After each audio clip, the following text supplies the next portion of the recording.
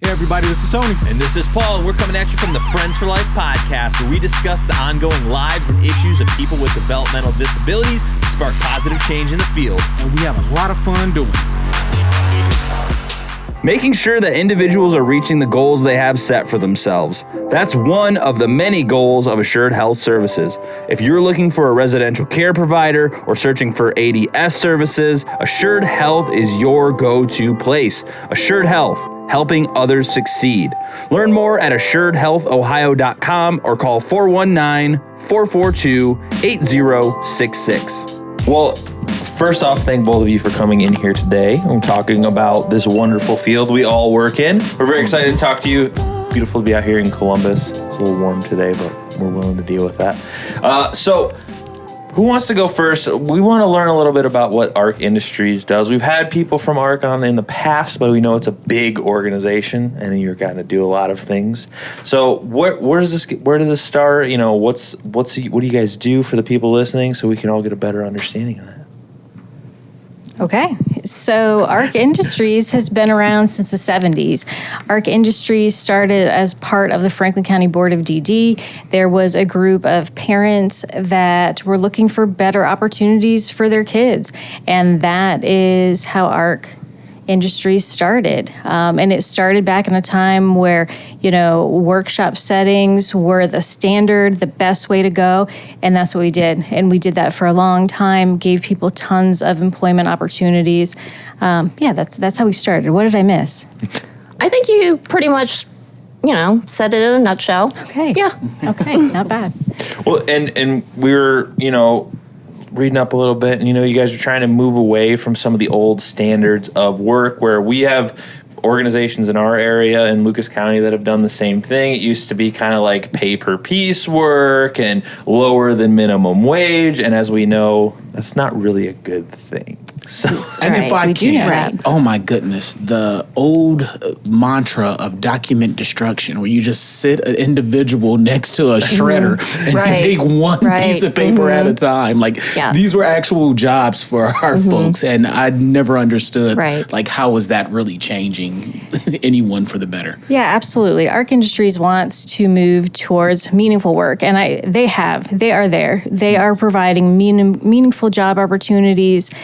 Back in 2017, when Governor Kasich started the Employment First initiative, that really changed it for everyone, ARC Industries and the rest of our industry, moving into job opportunities that could be better individualized, starting sooner, so starting with transition age students, providing opportunities to really build your way and make your own pathway to employment, and it looks different for everybody. So employment services isn't like, say, residential services or transportation. It's 100 different services all in this umbrella called employment services or career services. So there is a type of service that can, fit just about anybody. Yeah, I agree. So, the area that I help to oversee is group employment. So we have individuals who are working downtown in the state office, government buildings, so they can work alongside the tenants who work in those buildings, like, state legislators and the government office, individuals. And then we also have individuals who work in distribution centers. Okay. And so those are all first shift positions, but they work alongside other individuals who are actually employed by that company. So they can see, what opportunities are available to them. And then, we really want them to move on the path to community or competitive employment. Yeah, and that's great. And that's one of the things that we've been noticing a trend towards too is, it used to be back in the day, I remember my grandma, she worked in a place that had people, individuals with disabilities working, and it was all like shredding paper and stuff like this. And now, as I've gotten older and started working in this field myself, I've noticed that people are being more employed out in the community, which is a good thing because it always felt like in the past people with disabilities were hidden away in these buildings and, you know, you never saw them out in the community hardly. And when you did, it was like, oh my gosh, who are these people? And now it's everywhere I go, there's people with disabilities working, which is an amazing thing. So what do you feel that that's going to be even more prevalent moving into the future now? Because just things are changing at a rapid pace, not only in this field, but in everything that's going on in the world. So what are your thoughts on that?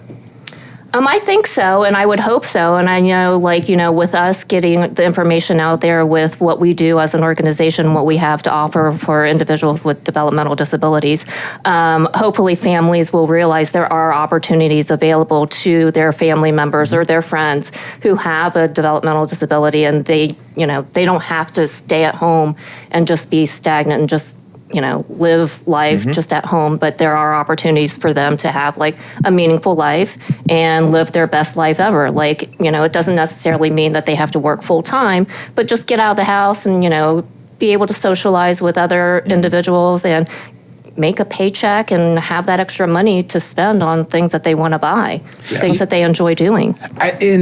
What I really love about what we do from a DSP's even standpoint is you can take so much of what we do and I guess turn it on its head. Like we do a podcast, but that was never really the norm of what we are in. The same thing goes for a lot of our staff, I think. We don't look at them as being, I guess, strength, strong at something. We like to put everybody in this box. Like, okay, if you're going to be a DSP, you have to cook good, you have to clean good, you have to know medications, you have to be able to go on outings and keep a smile on your face all day long. And there's some people, with the resting bee face that just might be able to cook and clean very, very well. But the outings and the happy personality might not be there. And I see that as honestly a transition for our people with IDD. That we are now looking at some of their talents and how we can employ. So with all of that being said, can you think of any individuals that you think have specific talents that, they were like, oh, light bulb, let's put this person in this position? Everybody has got a talent, and that's the thing. It's just identifying it the same way you talked about with the DSPs. So some people may be good at cooking, cleaning, but maybe we need more practice with, having that professional demeanor or a friendly demeanor. So everybody has talents, and that's what we see in what we do. It's just finding it, and that's what our employment support professionals do really well. Those ESPs have really honed in on their skill. What's this person's talent versus that person's talent? And we do assessments and other things to really make sure we're looking at the full person and meeting them where they're at. There's a job for everybody, disability or not. Right. I like that. Yeah, and the thing is with, the thing that I've noticed working in this field, I've only been working in it for a few years now, but I've noticed that outside of the IDD world, in your day in, day out life, most people don't have much experience with individuals with disabilities. And, they don't realize that individuals with disabilities also want to go out and do things, and they also have things they have to do, like pay rent and get around and stuff. So I think employment is a great option because what would you do if you sat at home all day and did just we're constantly doing nothing? If we didn't have jobs or we weren't out in the community doing stuff, we would be bored out of our minds. And it's such a good thing for everyone to get out and socialize at some point in the day. I think an employment is just a necessity of life. You can't go through life without being employed. Absolutely. There's no way. So we've been on this pathway for a long time, getting more people in the community, getting the community more experience with people with disabilities. You're seeing them more, but that we were stopped in our tracks with COVID, and we got to see exactly what it would look like if less people were working, if less people were getting out and socializing. And we know the mental health consequences of what that looks like now. So we can't go backwards. You are going to see more people working in the community. All those things are true. It feels good to be able to pay your own rent. It feels good to make friends at work. It feels good to feel productive and like you've contributed to your community. So we're only moving forward from here. You're only going to see more people with disabilities working in the community, doing meaningful work. And how, I guess, how the pay structure. Now, I like to play angel's advocate sometimes, but how exactly does that work? If you are coming across somebody who only has limited skills at this, that, or other, and we're actually creating a job for this person, how does the pay scale go with that? Well, as far as our participants are concerned, when they're working for us, for ARC Industries, they are getting paid minimum wage. And they, with the recent increase in minimum wage, they got a pretty good jump. And then, of course, it's going to go up again in January. But they get minimum wage. And unfortunately, they don't get any paid time off or holiday pay or, all those extras. But that's what we talk to them about, because we want them to know that there are other job opportunities outside of ARC where they can, reap the benefits of having like a full-time competitive position. They can get holiday pay, they can get sick time, PTO, they can have, they can go on vacations and, go to happy hours and all of that. So, we just talk to them about like other opportunities because we don't want them to feel stagnant. A lot of times the participants feel like, well, I don't want to leave my job because then I won't be able to see my friends. And, we like to tell them, you guys are connected via Facebook, via, texting, your phone numbers and all of that. So it's not like you're not going to still be able to meet your friends when you have time available. You just won't be working with them every day. And then another thing is with parents too, because they are worried about when their, son or daughter goes out into the community, like if for a competitive job, they're wondering like, well, they're just going to be by themselves. People aren't going to be accepting. And, with career services, we have job developers who actually work with the participants, and they will work with them until that participant is comfortable working by himself or herself. And so they'll slowly, go away, I guess, quote unquote. Yeah. Phase out. Yes, exactly. So it's not like we just put them out there and we just leave them for the wolves to, but it's just we want them to be comfortable, and, we want the family members to also be comfortable with the decision. The Reliable Drug and Alcohol Testing Clinic is a leading provider and convenient source of pre-employment and occupational type testing. Their clinic provides services to a wide range of private businesses, healthcare facilities, and municipal and county courts. Reliable is an independent, locally owned clinic. As a result, they provide their services at a lower cost than the major hospitals, have faster turnaround times on test results, and eliminate the long waits typically incurred at these larger facilities. To learn more, visit reliabledrugtest.com. With that, because if there's anything that I know about doing what I do, family members can be some of the toughest ones to convince. Right. And it's from a good place. I mean, we all love our individuals, and we want to see them grow. Are you noticing that parents are kind of like they want their kids to now do better? Like, we see both. Get out of my basement. We see both. Things are changing because they are working. They're having the conversations sooner. So these things are happening when the kids are still in school. The expectation, the ultimate outcome for everybody with DD right now is getting that community and job. Getting that job in the community. And that's what the state has been pushing really hard. So since the conversations are happening sooner, planning is starting to happen sooner, we are seeing families that are more open. It doesn't always happen. Not everybody's open, but more opportunities are out there. They're getting speech, OT, PT in schools, which are giving them the edge to be more ready to work in the community sooner.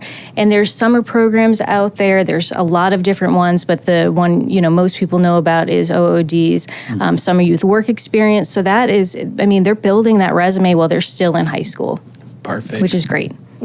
What kind of jobs on average are we looking at here for if people are listening to this and they're looking to have a kid in that age range that they're looking to have employment post high school or whatever grade school and then college even what are some employment opportunities that are generally ready available for people to go out and start getting right away? It's really everything. I mean, you will see retail positions, you'll see environmental service positions, and everything in between. I've seen people placed in woodworking facilities. I've seen people that are doing metal work. I've seen people get into meteorology.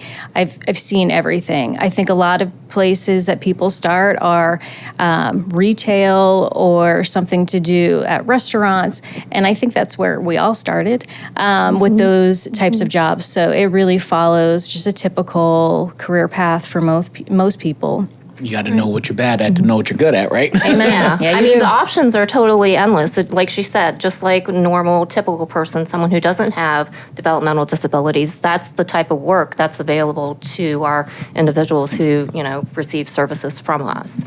Now, on the scene of not so pretty expectations always out there, have you had or seen anyone get discriminated against from an employer, or has there been a situation in which individual maybe felt as if they were being targeted due to that they couldn't either keep up with the work or it just wasn't for them? And I'll tell you, that's pretty rare. We vet the employers that we're working with. We want to make sure they're good employers before we even have the conversation with them. And we've had some employers that we've worked with for years, so we know what they're about.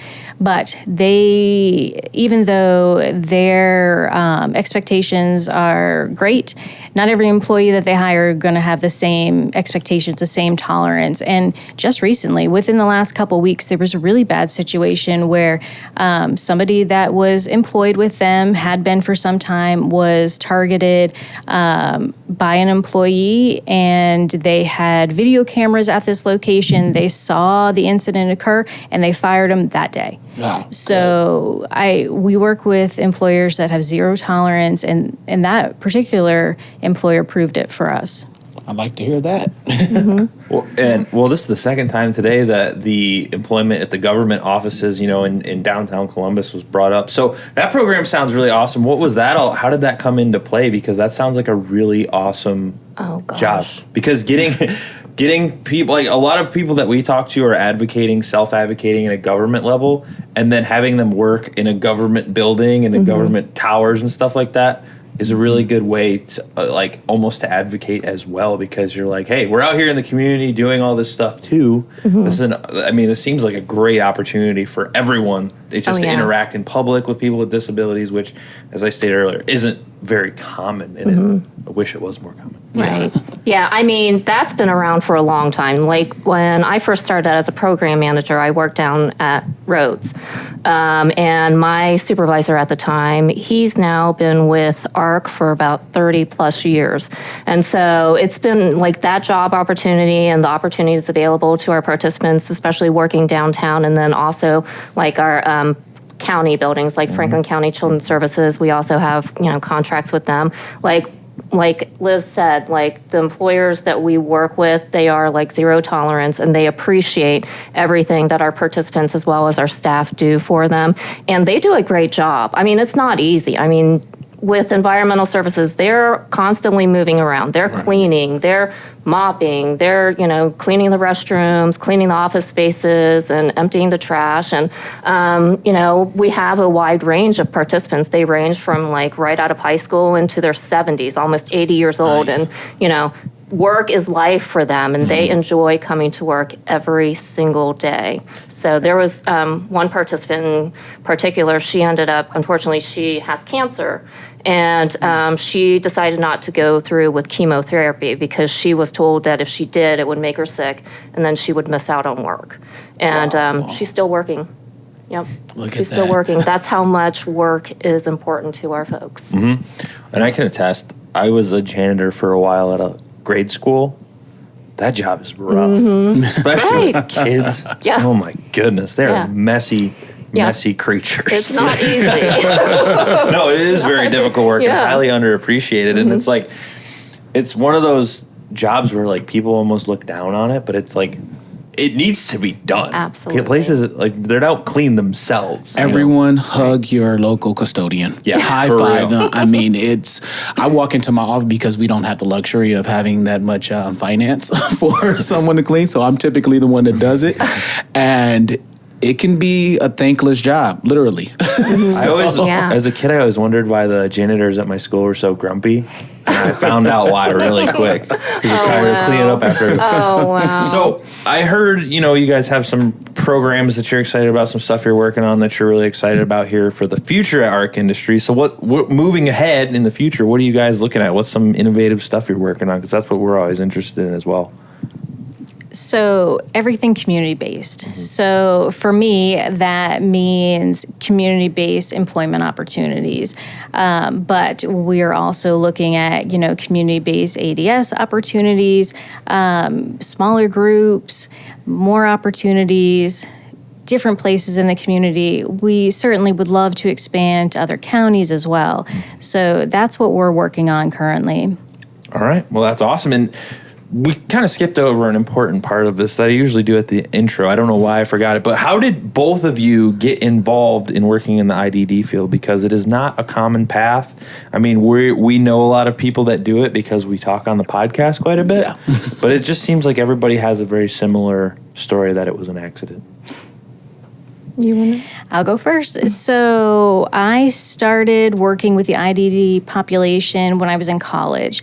I was getting my degree in psych, and rather than continue on as a waitress, I thought I would do something that would build my resume. This was a job that, was offered to me. I worked with kids with neurobehavioral disorders, and I remember my first success. It was teaching somebody to sign the alphabet, and I felt really good about that. And some of the other paths I could have taken did not feel like it would have had so many successes. It wouldn't have been quite as positive. It would have been darker maybe. And this is so fun. Every day is different. Every person is different. Definitely more good days than bad days. So I continued on with this work. I've now been doing this work for over 17 years. I've held, 6 different positions.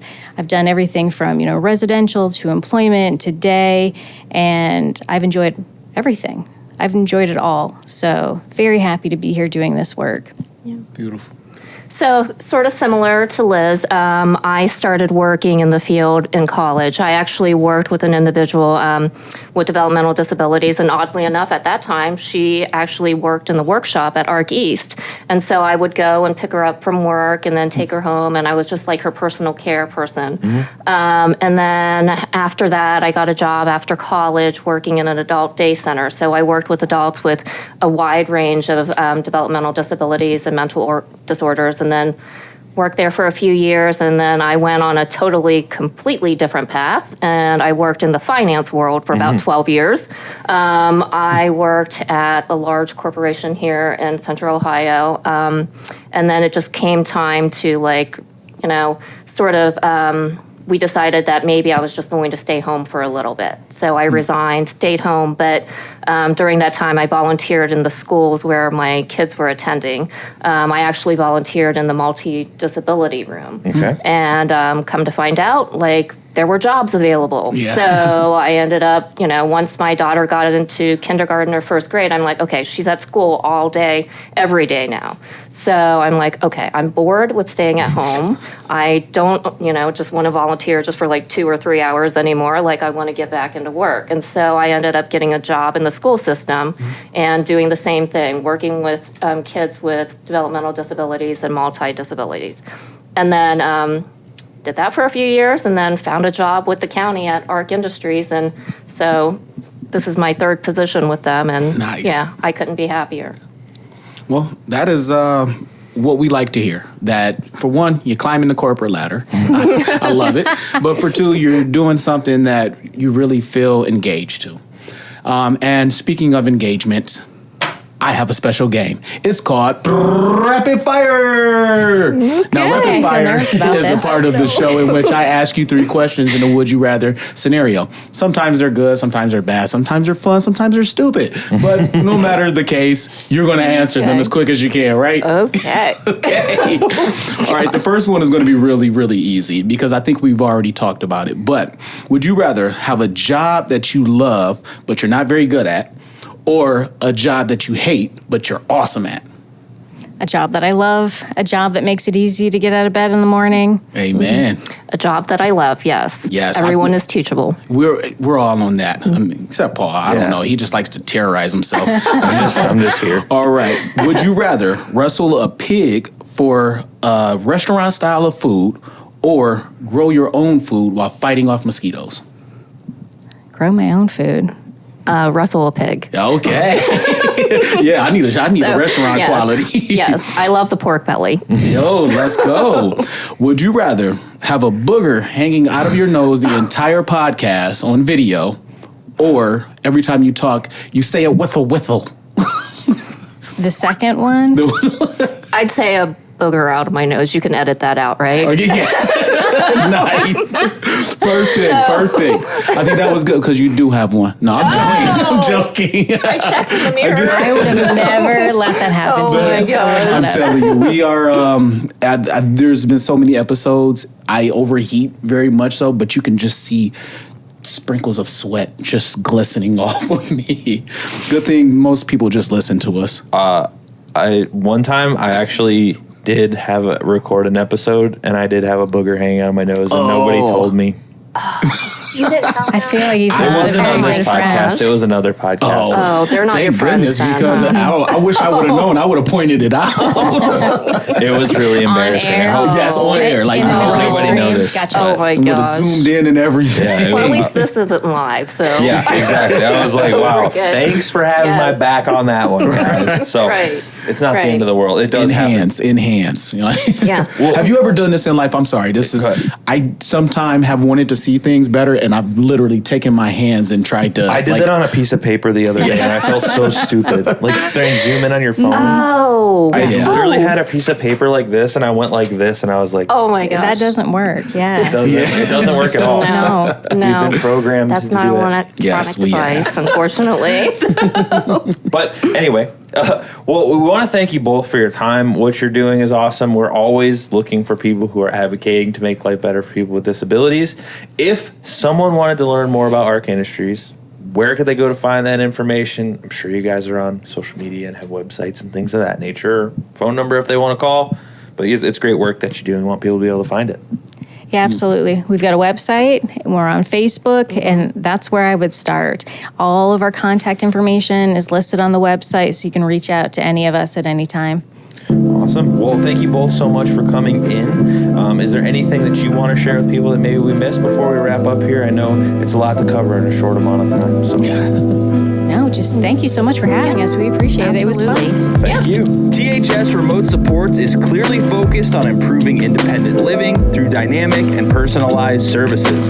Their systems have been carefully developed and perfected to ensure that everyone receives the best care through the least intrusive means possible. Located in Cincinnati, Ohio, they've spent over 20 years providing in-home supports to individuals with disabilities. If you or someone you know is looking for a remote service provider, go to thsrss.com